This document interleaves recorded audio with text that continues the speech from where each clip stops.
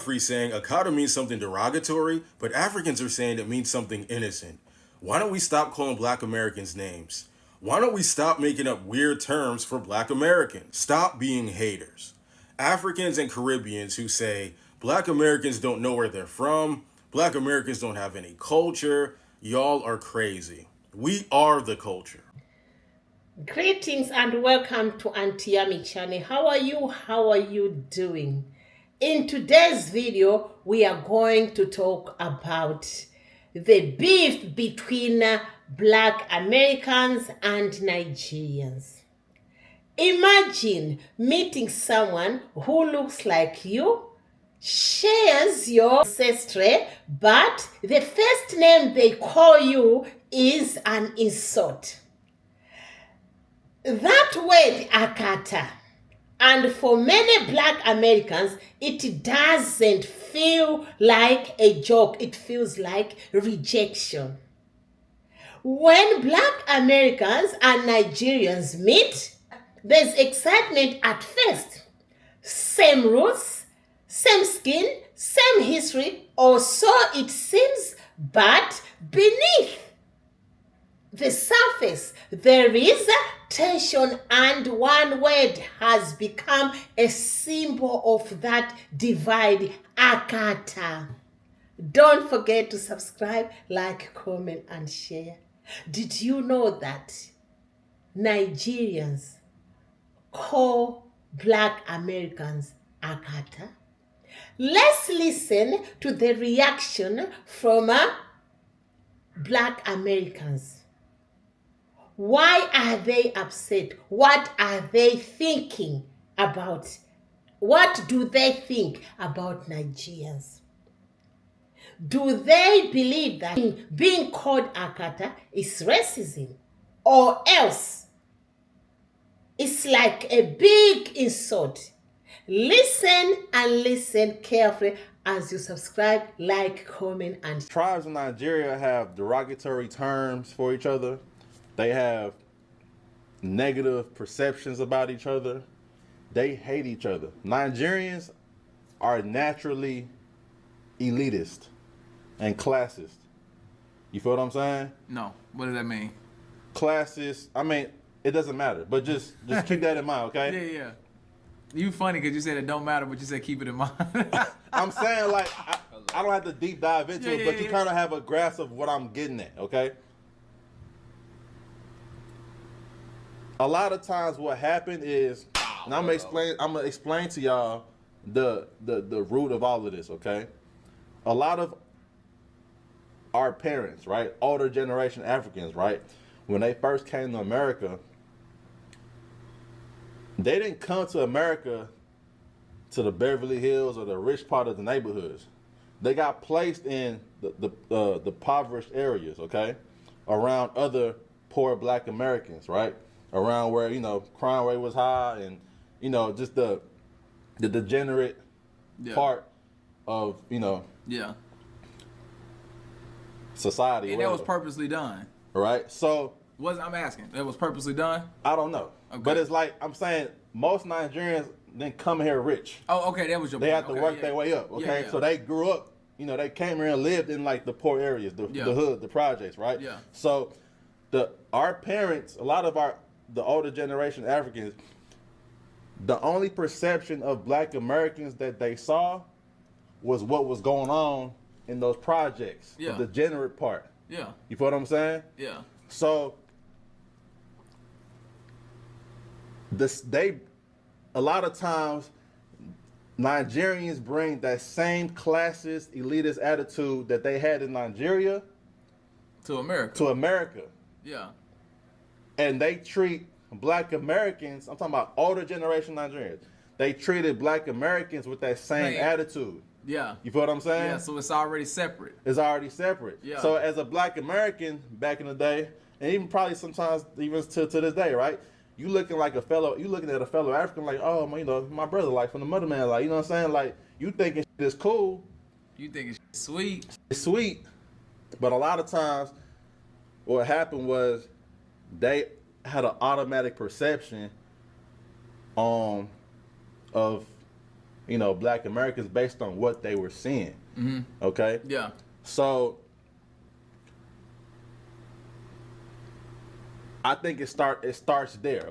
Hey you guys, it's Ajwa Sugar. So, a lot of Africans call us Black Americans. Um, it's almost as if we don't have a heritage to belong to. A lot of us call ourselves African American because we believe that's where our heritage descent, or we even have done research. So when Africans call us Black Americans or Akata, it's kind of like being called that porch monkey or that dog that's over on the side. I don't know how other African Americans feel about it, but I know me, it's like I'm not a color. Like, I'm not just black. I'm mixed of a lot of things. And the one thing that I truly like to be called is an African American because I know my heritage from Africa. I know other African Americans or other people of color that may want you to call them something different, but I don't want to say like it's derogatory. It's not negative, but it's like we're reduced to just a color. Like if I was more red, you would call me a red American or a yellow American. It's weird. And I don't know how other people feel about it, but I know me personally. Um I just go with it, but inside it's like, am I just reduced to a color? I'm just a black American. Like I'm not even black. Like I'm I am caramel colored. So would I be a caramel American? No, I'm just kidding. No, but I mean really, I want to understand how is that a differentiating thing among us all people of color, do you call white Americans? Do you I always try to understand that terminology cuz it's kind of sorry to say, but it kind of feels like cringy. Thank you for this information right here. So, let me give you the context from an American braider. And I know I'm not the only one. I'm just willing to talk about it now because at one point I was absolutely shell shocked. So they are calling Black Americans ghetto, lazy, ratchet, and Akata, which basically means outsider or someone who is removed from their culture, basically. I heard it a lot when I was in college, actually, more than anything. But it was used more for folks that were born in this country, but their parents weren't. Anyway, whatever. So I've worked in several different types of shops. I've worked in a shop where all of the braiders were African. I've worked in a shop where I was the only braider. I worked in shops where there was a mixture of folks. And in every single one of the scenarios, I have learned something that is very interesting. Number one, shout out to those young ladies who were the first braiding shop that I worked at, where everyone was African except for me. So I just kept my mouth closed and pretended that I didn't, they used to tell me, you look like you are Fula. Fula. Okay, I'll take it. So I wouldn't say anything, number one, because I was still learning some of the different techniques that I know now, like, interlock. Some of you all call it something else now. Just all the different types of styles that I learned, like 18 different types. Anyway, so I came in knowing how to do individuals and Senegalese twists that some people now call rope twists, and I learned how to apply them properly without the braid at the base and how to keep it in to the scalp, close to the scalp.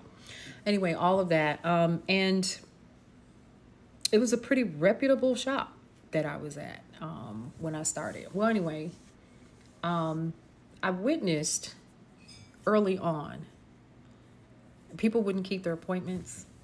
None of the clients were African. They were all African American.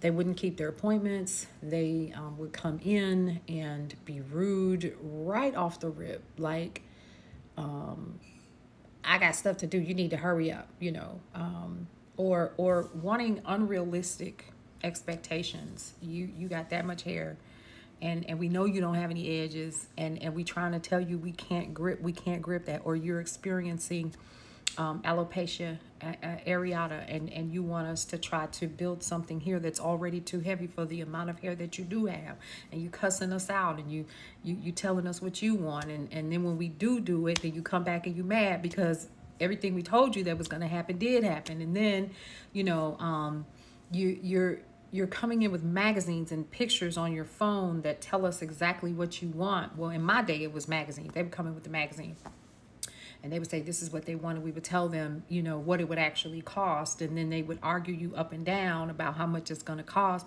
when your head is big as the side of the moon, and you want us to take 15 hours to braid your hair for $75. I ain't that damn desperate.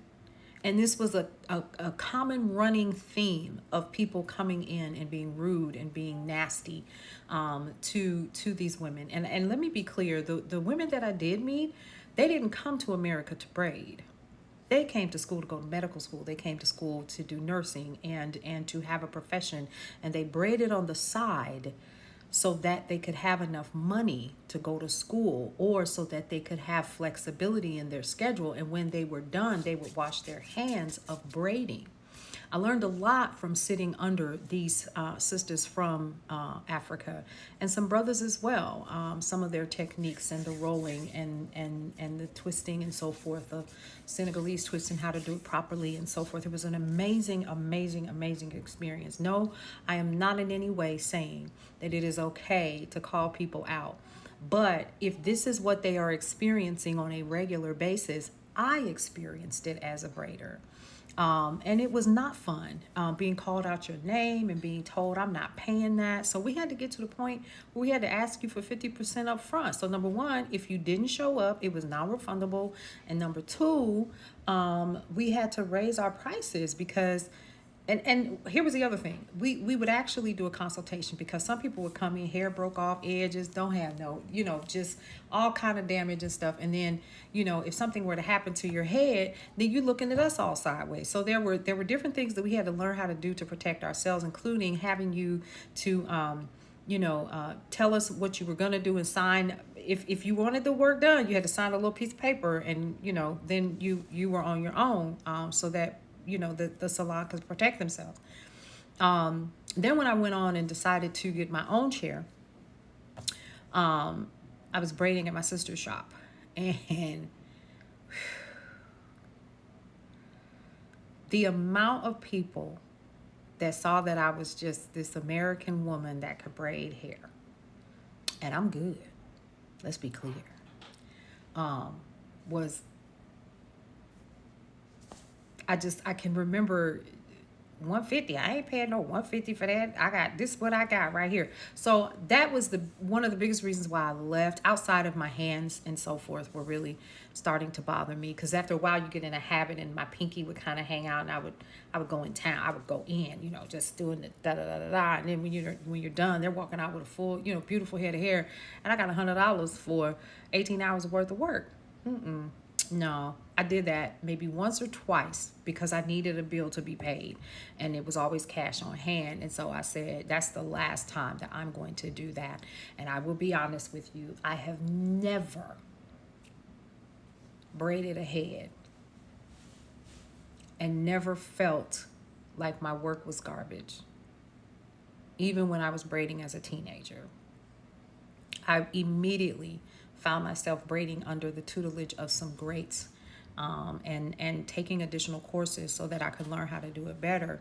And then I realized that was not what I wanted to do. So I started doing what the American girl, the African girls did. I made a decision to go back to school, because there was no way I was going to continue to make that a long-term opportunity for myself. And they all said it. Oh no, we come here so that we can go to school. We don't come here, or my husband, and he's moved here in the career and I need something to do. And I'm not planning on doing this for the rest of my life. This is just something for me to hold over until X, Y, and Z. And so I learned, and then they explained how braiding is done in their country. They said we didn't know until we got here. Now, mind you, this was in the early 90s. They were like, we don't do this. We don't even know what a master braider is. We don't know what that is. You make that up in this country. It was so funny. It was so funny back then, But now they would say, you American girls, you cannot braid. Oh my gosh, such good times. But I learned a lot. I learned a lot. And this American girl can. The only thing I would do right now is teach. You couldn't get me to braid a full head of hair unless, of course, I birthed you or you my grandchild.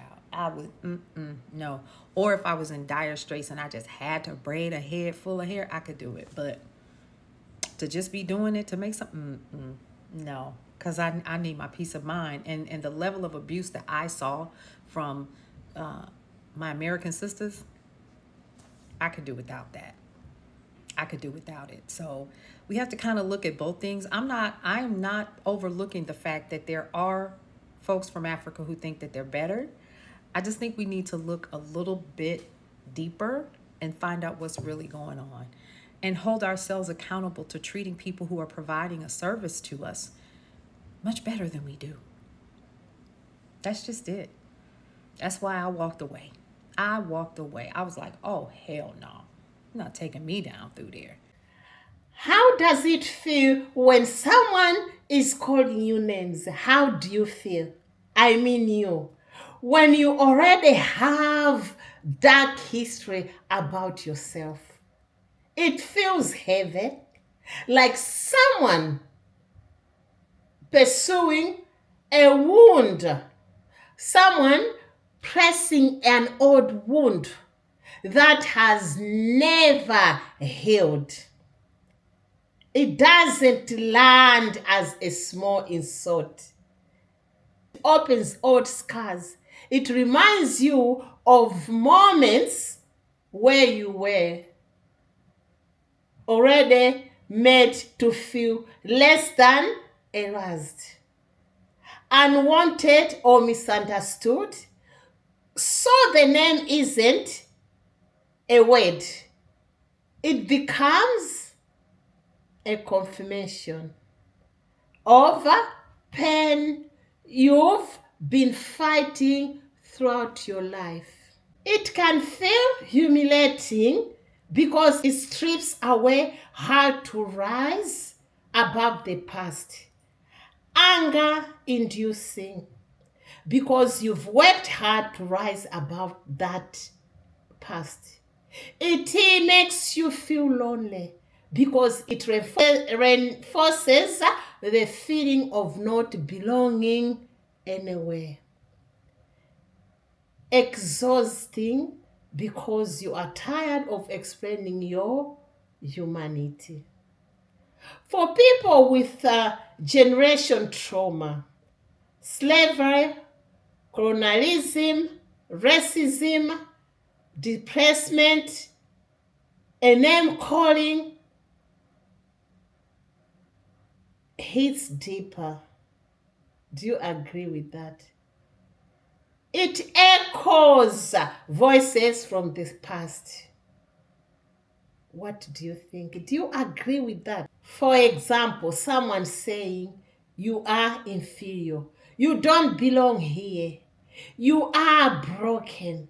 And most painful part, it often comes from people who look like you. People you expected to understand you. That's why words matter, because when someone mocks you and you are already carrying history in your bones, they are not just insulting you in their bones.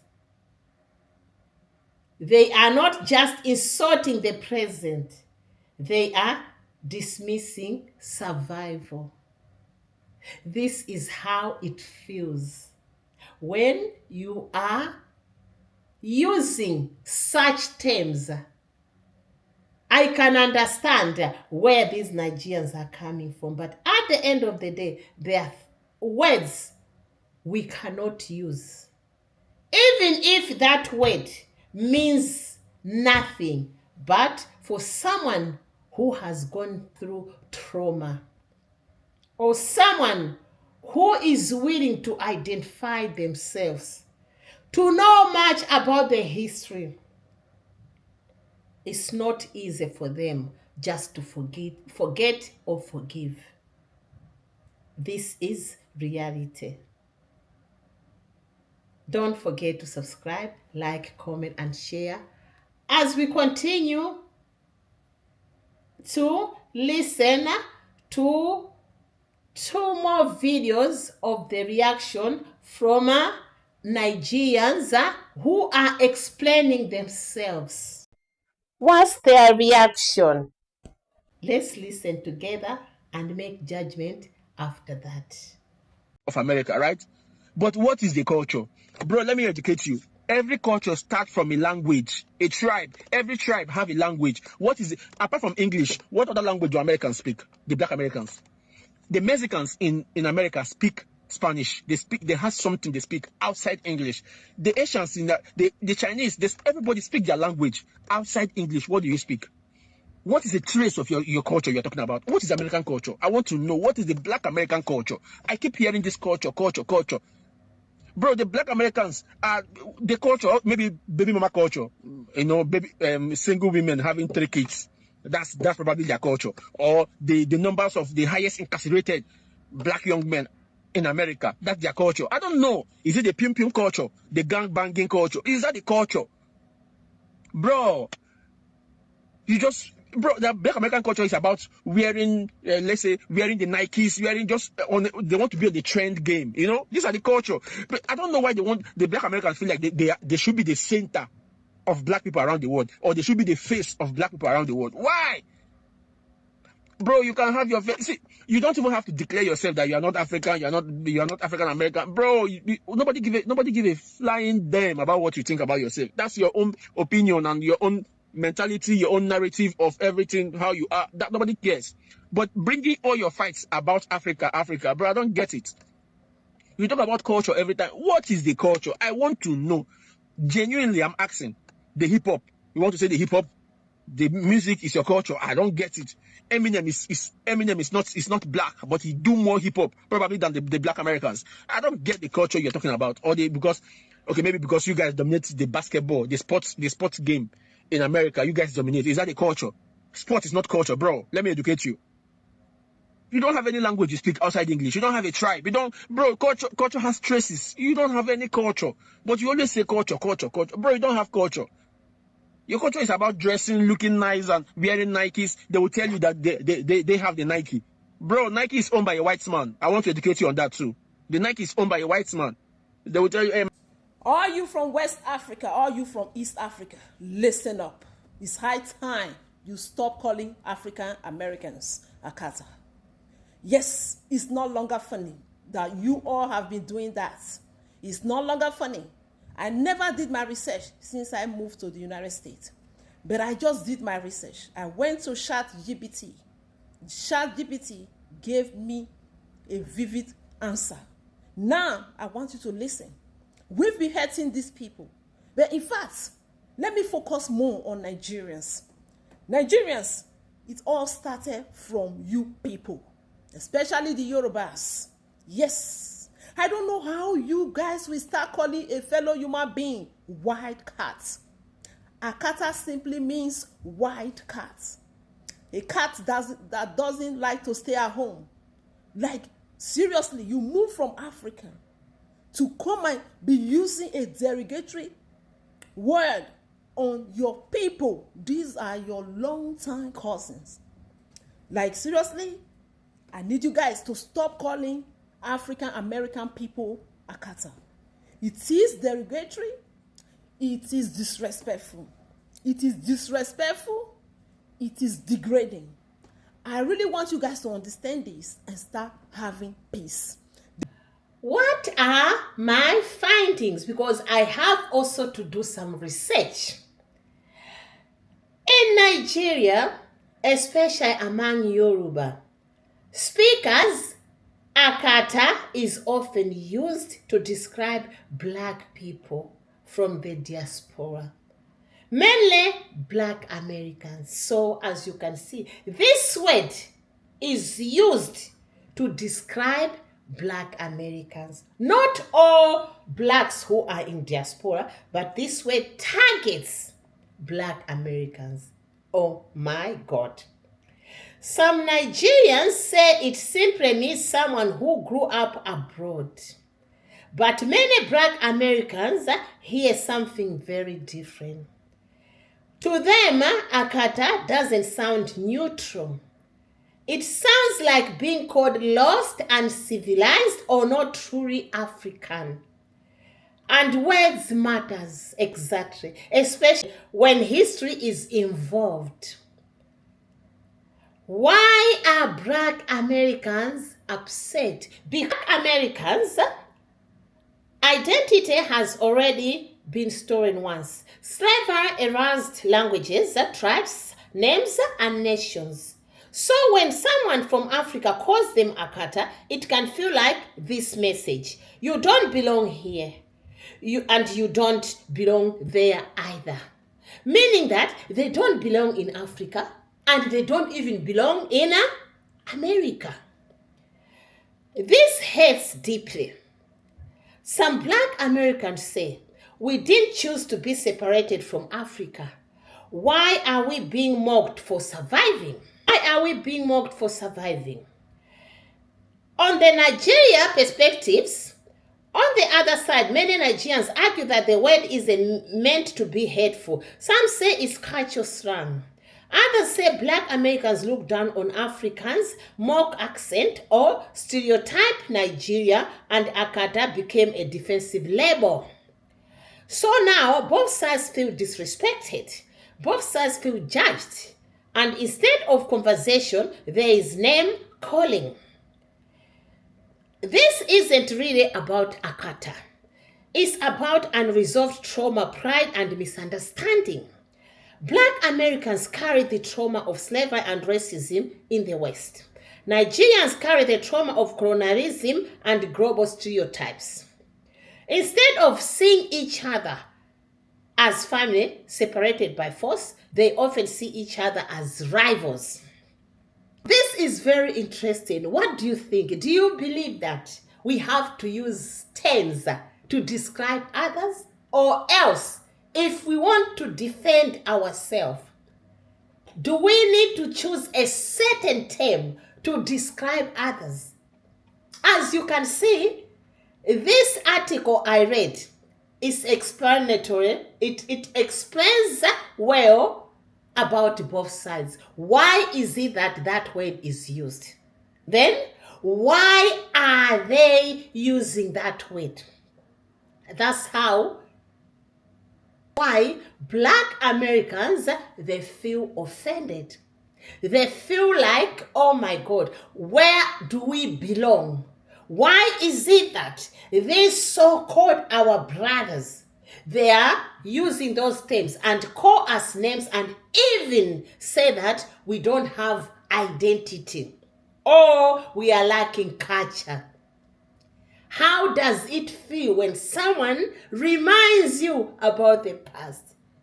Both you and me, if someone is reminding us about our past, it pains. But do you think this word Akata is the right word to describe Black Americans? Anyway, let me know in the comment section as you continue to subscribe, like, comment, and share. Let's continue. The truth is, no Black person choose their starting point. Whether your ancestors were taken in chains or stayed and survived colonization, the pain is real on both sides. If Africans and diaspora keep using labels instead of listening, the divide only grows. But if the conversation changes, that word Akata loses its power. Because unity starts when respect does. Do you agree with that? Thank you very much for your love and listening to this conversation. As I said, together we can stop all this. And togetherness. The more we are together, the more we unite, the more we can stop that person, those people who divided us. Thank you very much once again for watching this video.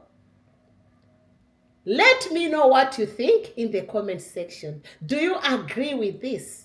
Do you agree with both sides? Do you believe that Nigerians are wrong to call Black Americans names?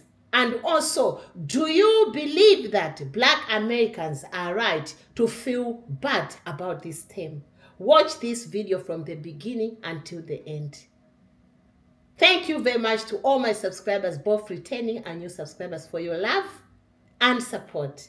Thank you, thank you. God bless you abundantly. Ciao, ciao. Bye. Mwah.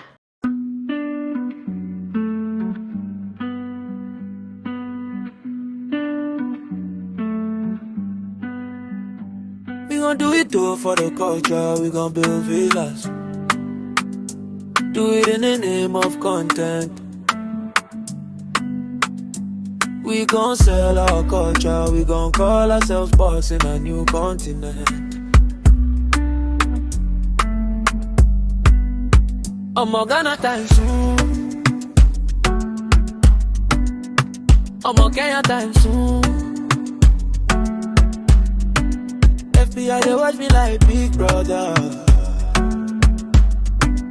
FBI, they watch me like Big Brother. Yeah, we dey live like bosses, but we beg on the phone from abroad. Yeah, we dey live like bosses, but we scam the old women from abroad. We dey live like bosses, but we beg on the phone from abroad. Yeah, we dey live like bosses, but we scam the old women from abroad. I'm a Ghana time soon. I'm a Kenya time soon. FBI, they watch me like Big Brother. FBI, they watch me like Big Brother. Malana, hey, people love like I know. You are let me quick, Malana. Yeah. On Yummy TV, the best show ever. We expose and we tell us in here.